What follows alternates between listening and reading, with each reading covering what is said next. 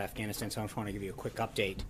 At around 7 p.m. local time in Afghanistan last night, the United States military used a GBU-43 weapon in Afghanistan. The GBU-43 is a large, powerful, and accurately delivered weapon.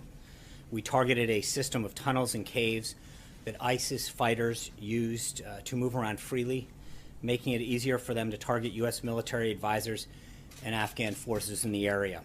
The United States takes the fight against ISIS very seriously, and in order to defeat the group, we must deny them operational space, which we did.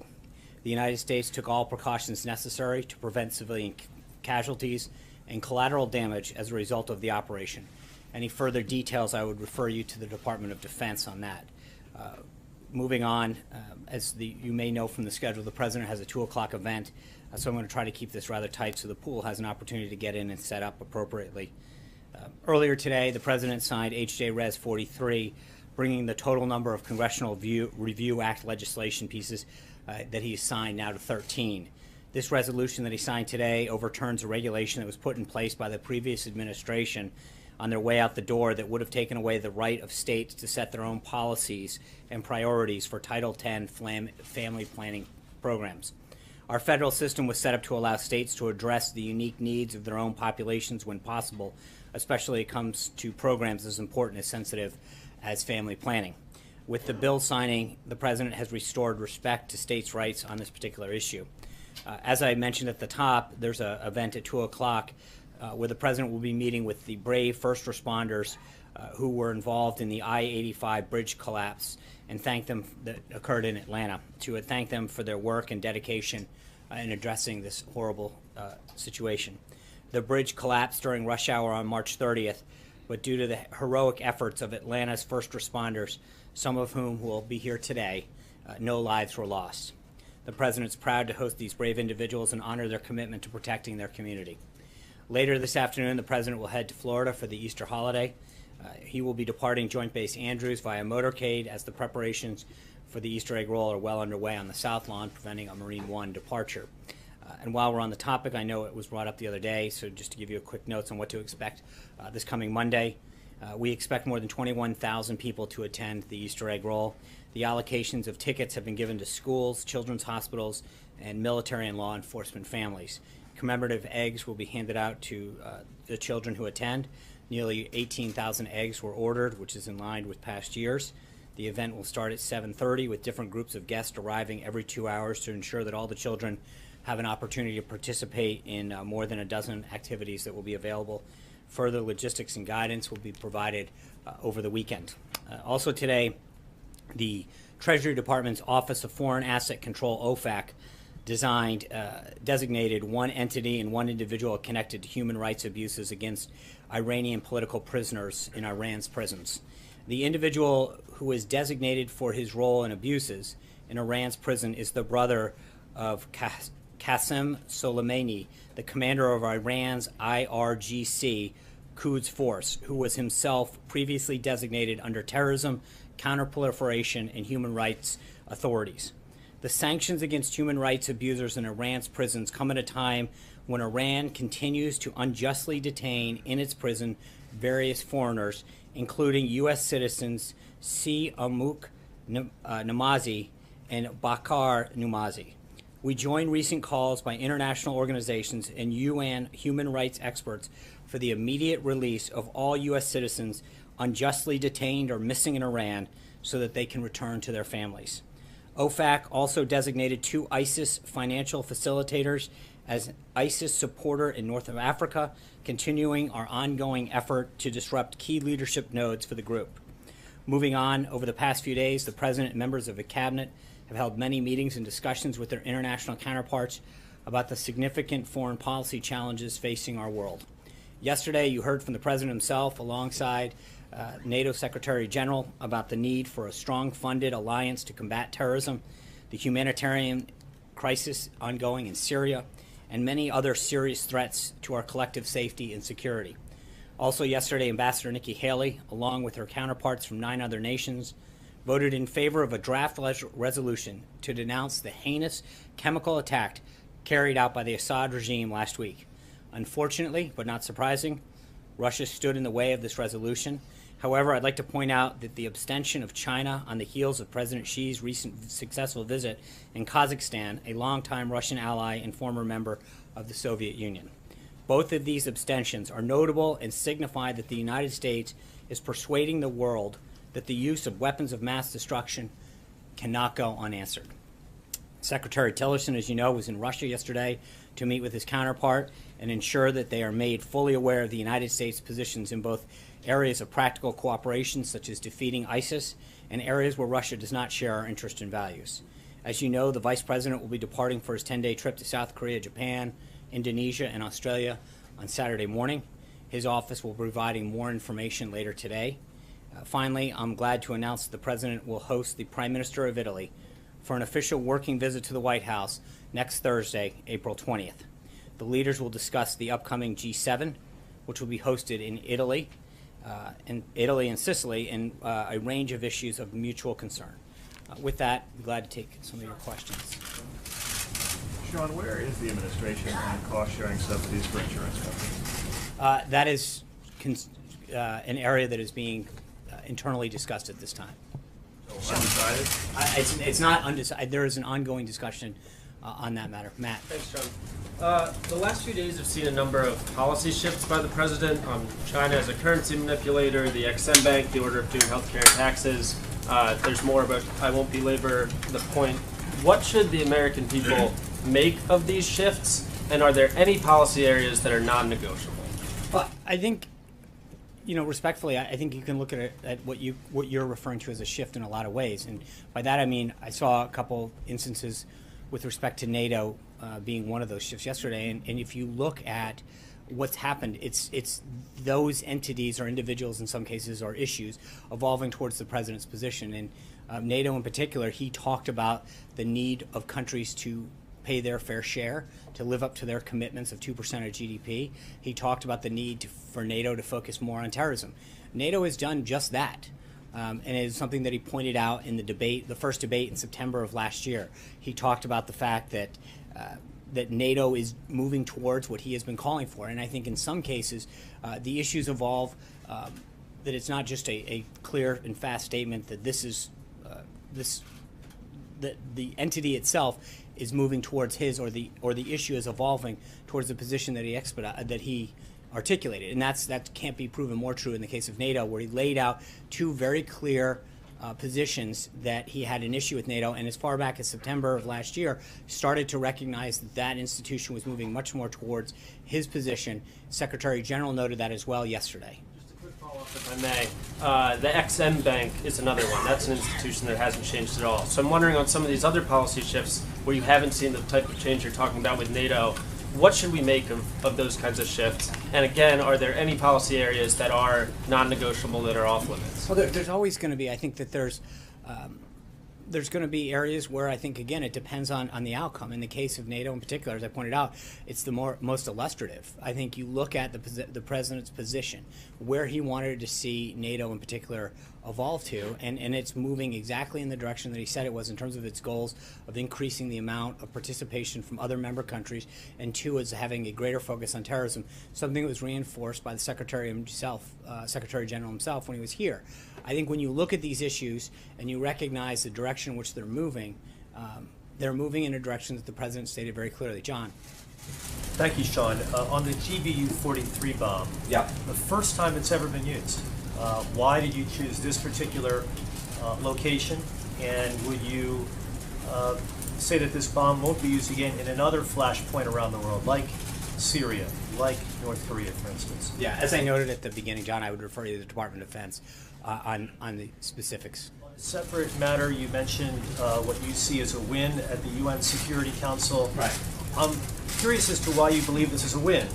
After all, this particular resolution did not pass. Right. You look at what's happened at the UN Security Council in the past, for instance, the Security Council resolution, which gave the green light for the Persian Gulf War, you actually had all 5 permanent members of the UN Security Council voting yes. So why are you saying this is a win when not all 5 permanent members of the Security Council actually voted yes? You had one, Russia, blocking it. Well, I think it's very significant China's abstention in particular. I think Kazakhstan's another one in terms of that one, in terms of its proximate location and history with Russia. You see a breakaway of Russia aligning itself with a position that is not only shared with the U.S. but the rest of the world. So that would be a natural position that they might have taken in the past. But secondly, I think China's abstention is a significant win for the president. He went down and had discussions with President Xi, and I think you all saw that, heard his remarks about how he walked through that, and I think it really shows the success of the trip, first and foremost, but secondly, it continues to show how Russia's isolated on this particular matter. That's important. So I think on a variety of fronts, it really was a huge win for the United States and for the persuasiveness of the president. John Gizzi. Yeah. Thank you, Sean. In his remarks to us off camera, OMB Director Mulvaney talked about the vision of the federal government being reorganized as, in some cases, more agencies. And he said also that the final plan will come not just from right-wing think tanks. I believe that was his phrase. Coupled with the president's statement on the XM Bank, is he already receiving any criticism or voices of disappointment from small government conservatives who backed him strongly? I refer to groups such as Americans for Tax Reform or the Cato Institute. Well, I can't say that I've scanned every group's statements about this particular subject, but I can tell you that he's gotten a lot of very positive feedback, as well as Director Mulvaney, for their effort. As the director noted, you have a government that in large part has never been reorganized. It's just been added to. And when you look at the disparate number of agencies and programs that now flow throughout the government to do, in some cases, the very same thing, and are housed in a variety of agencies throughout the government, the question that you have to ask yourself is not only is the taxpayer getting the best bang for their buck, but are the people that those services are intended to be provided for getting the best services? So Director Mulvaney's effort at the president's direction to really look at how government is organized and operating, I think, is a very significant step. And I think one of the points that he noted is that this is something that should unite conservatives and liberals and Republicans and Democrats. Good government, an effective, efficient government, is something that really doesn't have an ideological home. I think it's something that we all can agree on, that the more that we can effectively deliver for the American citizen and deliver for the American taxpayer, effective and efficient government is something that we should all probably be in line with. Richard. Thank you, Sean.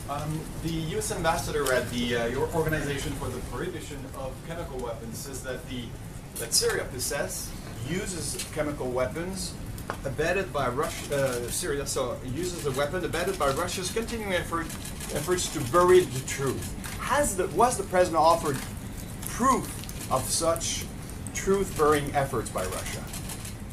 Was he offered Proofs of this, evidence that this is happening? That Russia? No? I would like to know also, you've been putting in the same sentence Syria, Iran, and North Korea as failed state, Russia's being not a failed state but part of this.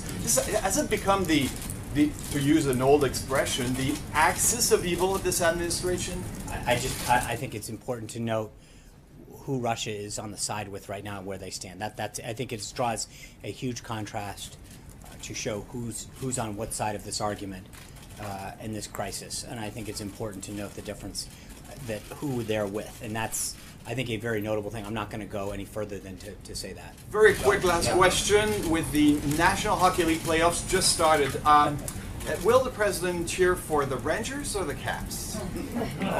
Respectfully, that's really not been a subject that's come up too often in the White House. So I'm going to keep with our Richards and go to Richard Elliott from WSB-TV in Atlanta, Georgia. Obviously, our concern is the reconstruction of 85. We understand that the president is meeting with the first responders this afternoon in just a few minutes, actually. But we wanted to ask about the federal commitment to getting I-85 rebuilt as far as federal dollars and easing some federal regulations to get the job done quickly. So a couple of things on that front. Immediately following the tragedy that ensued in Atlanta, the president directed the Federal Highway Administration to release $10 million. And then we have begun to work with the appropriate agencies to expedite that process. I know that there are critical repairs that have to get made, and I think that not only that the initial funding will help with that for the roads and the bridges and the emergency access that needs to get handled, but under emergency relief efforts, there are ways to expedite some of that funding, and the Department of Transportation and the Federal Highway Administration are probably the best way to get a better answer on that. But there are ways that some of that funding can be expedited beyond the initial commitment that the federal government has made. Mary. Thank you, Sean. Back on some of these shifts, on China in particular, the president did not mince words during the campaign. Now he says he and President Xi have been bonding. Xi means well. He says China's not a currency manipulator. What message does this send to the president's supporters who sent him to the White House thinking he'd be following through on his tough talk against China? I think the president's tough talk was on a variety of subjects, was to get results for the American people. That's what he has pledged to do, to get more jobs here, to grow more manufacturing, to keep our country safe. The president and President Xi had a great meeting. The president likes President Xi and got to know him really well in Mar-a-Lago, and I think has established a really good relationship working forward. But at the end of the day, this is always about developing a better situation for the American people, and I think he's done that. And a follow-up, if I may, the president told the Wall Street Journal that President Xi helped him realize that North Korea is not so easy. Did the president underestimate the complexities of this? Did he underestimate how difficult this was going to be? No, I don't think so at all, and I think if China is able to help get a deal with China, the president would appreciate that. I think this would be great for China as well. And as the president noted this morning, if China can help us do that, it'll be great.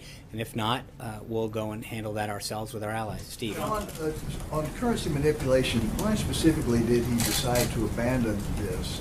And what other tools does he have in his toolbox to try to modify China's trade balance? I think it's a very, very complex issue, and I think the president, I'm going to leave it to the president to specifically answer that. Vivian. But he hasn't given up on trying to modify no, China's he is. trade balance. It's not. I think the president is going to continue to make significant progress when it comes to that issue and to how our relationship is with China. He showed already what a great relationship he has with President Xi, and the results are already starting to pour in.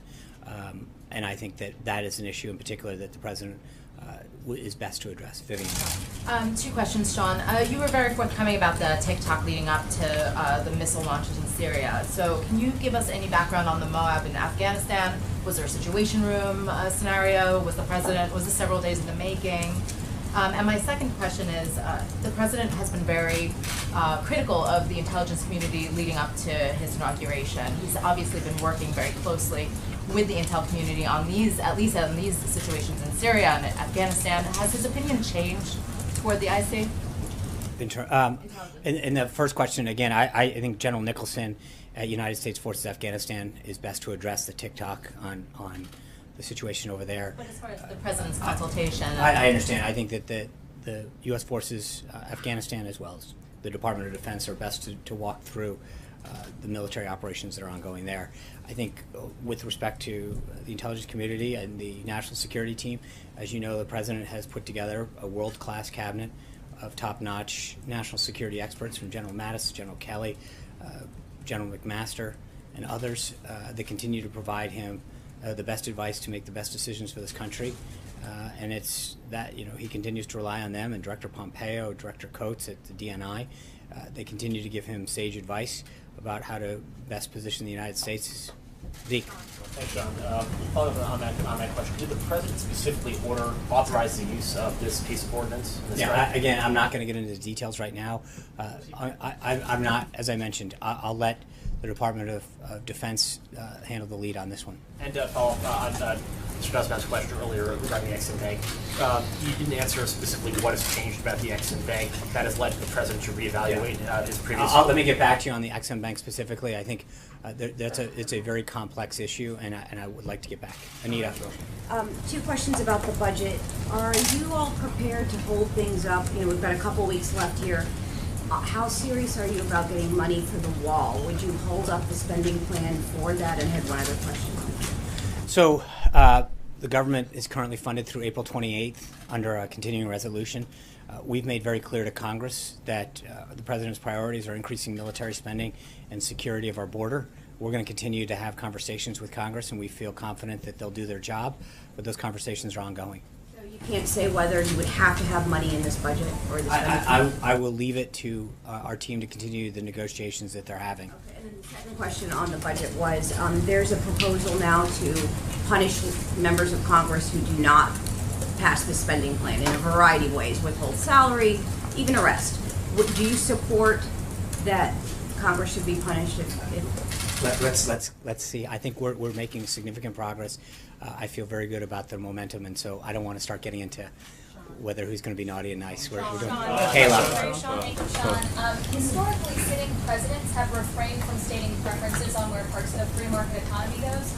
But yesterday, President Trump said he wants low interest rates, he wants a weaker dollar, and then the market followed his preferences. So given his criticism of other economies and their intervention, how do you characterize that response? I think the president has made it very clear from the beginning that he's going to do what he can to fight on behalf of American consumers and American businesses to make sure that we can help create a environment here in America where businesses grow and industries continue to hire and jobs can come back, and then middle income Americans can get some tax relief and keep more in their money and their hard-earned dollars. But traditionally, you have low interest rates when the economy is weak and needs help, and then they recover when the economy strengthens. So what was he trying to get at? I understand. I think what he is trying to do is, as you know, Kayla, through a lot of the coverage and a lot of the meetings that you guys have covered and seen here at the White House, the president is continuing to meet with business leaders and people who are creating jobs, union leaders, to find out what we can do. And the president has heard